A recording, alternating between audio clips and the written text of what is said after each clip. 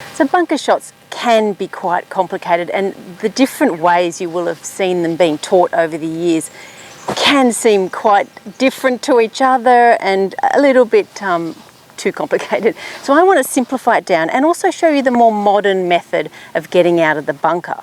So in the past, there was a big emphasis on the club being laid open so that you can slide or splash underneath the ball and splash it up and out nice and high.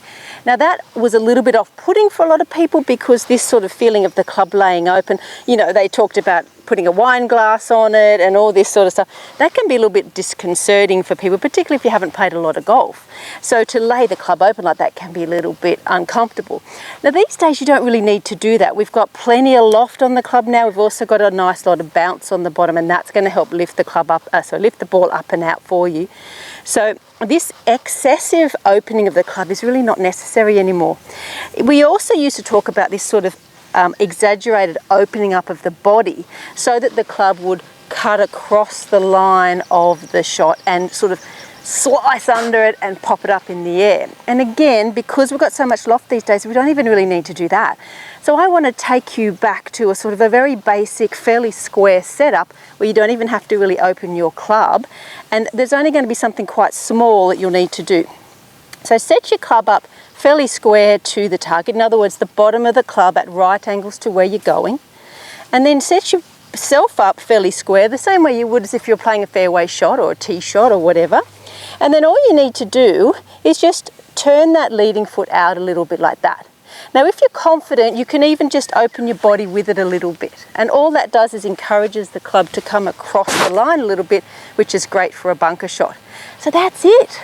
Take your normal setup, you don't even have to worry about opening the club anymore, and just turn that front foot out. Then what you're going to do is play your bunker shot just like a normal fairway shot, but aiming for that point about 2 inches or so, 1 inch to 2 inches before the ball. You're going to use a nice good length swing.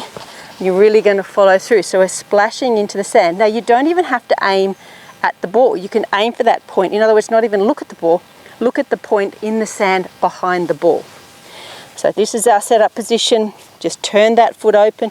Everything else can be the same as a normal shot. Good length swing, nice and positive splash into the sand. So let's try that.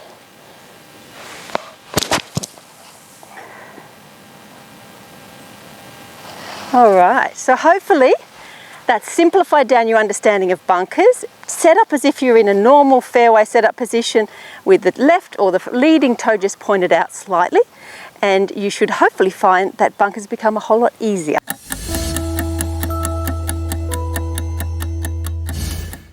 So welcome to another 10-second tip. Now today I wanted to point out that I often see people practice swinging poorly. So this is what I'll often look across the fairway and see people doing as their practice swing. And then they'll step forward and hit their shot. So to me, your practice swing is a rehearsal of the shot that you're about to play. So if this is your actual practice swing, where you're just stopping on the ball, you're practicing stopping on the shot, which you really don't want to do. You want to finish off all your shots because you need to be accelerating through. So even if your actual swing is not like that, it's still not great to be practicing your shot in that manner. So when you're having your practice swing, make it count, finish, hold the finish position balanced on the front foot, and really feel that position so that you make sure you copy that when you're having your actual shot. So make your practice swing count. Okay, it was a bit more than 10 seconds.